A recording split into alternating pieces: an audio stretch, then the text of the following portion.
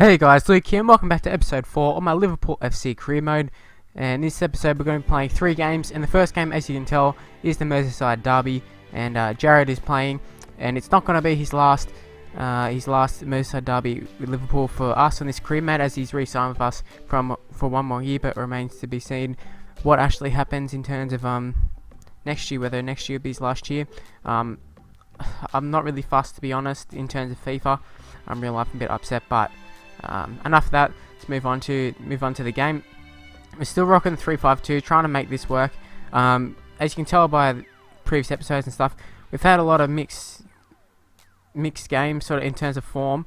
As Balotelli just runs straight through 3 minutes in, it was so open. I think it was Jagielka came flying out, went in for the side tackle, and once they've done that, they're done for. You've seen in Ultimate Team and stuff, and the thing I've learned about FIFA is never bring a player out of the line. Well, sorry, I know in theory what to do, rather putting it into practice is a different thing, but you don't bring your player, or your centre back in particular, come flying out of the line.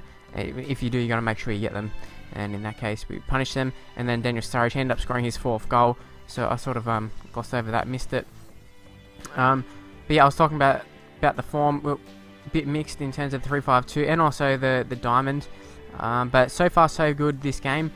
This is probably our strongest side, because I really don't want to lose the Merseyside derby, and I felt I was really on for this one. As you could tell from like 3 minutes in, it showed, you know, it was a sign of things to come, I think, considering we're up 2-0 at half time, and you shouldn't be going on and losing that. And if you've noticed, all the highlights have been pretty much us. I can't remember Everton won. This sort of one here. Edo goes through, have Varane come through, and he picks off a pass. It was to Morales. I think they were going for a little bit of a sweaty goal there, but we ended up just going through and picking off that pass. Now, I've accidentally left this in the editing, but it's not to worry. They just go through and they're going to cross it, and we're just going to pick it up here with Mignolet. And that's how it ended. 2-0 is what it was. Pretty comfortable, to be honest. I mean, it's a little bit disappointing that we couldn't go on with it and put the sword in, but at 2-0 up, we shouldn't be losing anyway, so, you know, I'm pretty happy with that. So after that performance, we do get a message from the board saying they're pretty happy with us. I think it's just pretty much due to the fact that we beat Everton. I'm expecting the same sort of thing to happen if we beat, you know, Man City or Chelsea or someone like that. Man United, sorry, I don't know why I said Man City. I had Man United in my head. Well, Man City still applies. So we're going to move on to a game against West Brom. It's a home game for us, I believe. And judging by the form from our last game against Everton are a better side than West Brom by far, I reckon. I can't say entirely based on the game, but at least in real life, I think. Maybe the table's not suggesting that so much right at the moment, but yeah, we were expecting a win against West Brom, but they can't pick up a fairly early goal there.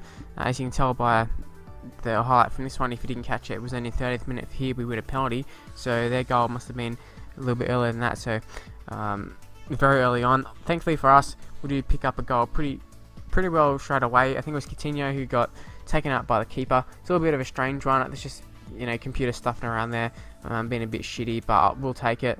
Thankfully we're on the receiving end of a bit of EA aids, I suppose. That was Balotelli just before who missed that shot. It was virtually an open net. Well, it wasn't an open net, but the keeper probably wouldn't have saved it had we got it on target. And there we have it. It's 1-1 at full time. We jumped straight from half time to full time because there just wasn't any highlights. Pretty dull, and that just shows, like, this is what I'm talking about with mixed performances with this 3-5-2. One game we're fantastic, the next game we're awful. Now, is that down to just me playing shit, or is it down to just the formation not working? And I'm not sure, to be honest. I really don't know what's the best formation for this side, because we do have lots of players in, you know, to fill in different formations, but at the same time, I just don't know which one's the best one. Like, we don't have that many wingers. We got Markovic, we got Sterling, and we've got Shaqiri. I'm a big fan of the wingers, and I think I definitely want to use wingers. At the same time, we got so many midfielders that it feels like it's a waste to not have the midfielders. Plus, with the 3 at the back, I brought in Nathaniel Klein at the right back position to replace Glenn Johnson, and then it feels weird to just waste him by not playing him. But we're going to move on to the QPR game. You saw the lineups in that. it's a little bit of a different squad. But Lucas Leiva, he scores his first goal for the season, I believe, and what a beauty it was. Doesn't score too many, but when he does, they're pretty good, as you can see just there. I have had a few opportunities with Lucas. He does seem to get himself in great positions. He just can't finish for the life of him. But pretty unlucky not to get a shot off the way just then, but the ball ended up coming back out to our defence, and we're just going to be a bit patient with it. I'm just going to stuff around Markovic, passing in to Lucas. He's going to pass it in again for Coutinho, and he goes and scores, and that's 2-0 against QPR. Now this is a lot better performance. This is where we should be. I think we definitely have a lot of talent in our squad. It's just a matter of putting the performance on the park, and we definitely showed signs throughout the year that we can mix it with the best. I think the Man City game we played pretty well. Mignolet with an awesome save there. Vargas really good in this game. I'm not sure what he's like how good he actually does get in the game, or his rating or anything, but it always seems to go pretty well against us. But QPR definitely only slashes on this game, so I don't know. It sort of shows that at times 3-5-2 does work, as I think Sturridge scored just there. The attacking side is pretty good. Defense is okay, I suppose, but it's more of that thing where we can't counter and all that sort of stuff. It just doesn't seem to work. So I really have mixed feelings on this 3-5-2 formation. We've had some really high highs, but there's some major flaws in it, as you can tell by our loss to West Brom. But we pick up a 4th goal here. Now I might be thinking, what the hell will we doing there with Markovic? But I was originally just going to sort of cut back inside, and then both of them went to the ground, and I was like, oh shit, what do we do here? And then I sort of just waited a little bit, and then the pass opened up, and there you have it. There was the 4th goal. So they're going to go through, and they're going to hit the crossbar. They come off Mignolet, and I'm pretty happy with Mignolet so far. Won't be looking to sell him. I mean, if an offer comes in, there still might be the temptation to sell him, but at the same time, I'm pretty happy with him. Picks up man of the match there. Whether he deserves it, I don't know. It was a great all-round performance. But there was something that sort of caught my eye here, and it said Lucas was a bit homesick. I was sort of like, well, we'll wait till something official happens, because I haven't heard anything yet. And also, Dennis Sturridge got injured on international duty for out 6 weeks. How typical Sturridge on England duty. And then it's true, Lucas Leiva, he wants to leave.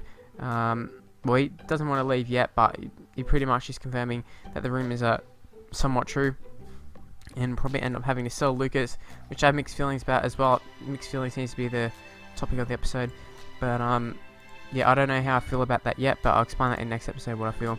So that's where we're going to leave it. Hopefully you've enjoyed it. Also, hopefully you can leave a like, and hopefully you can also subscribe to my channel. That'd be awesome, and I'll see you next time, guys. Bye.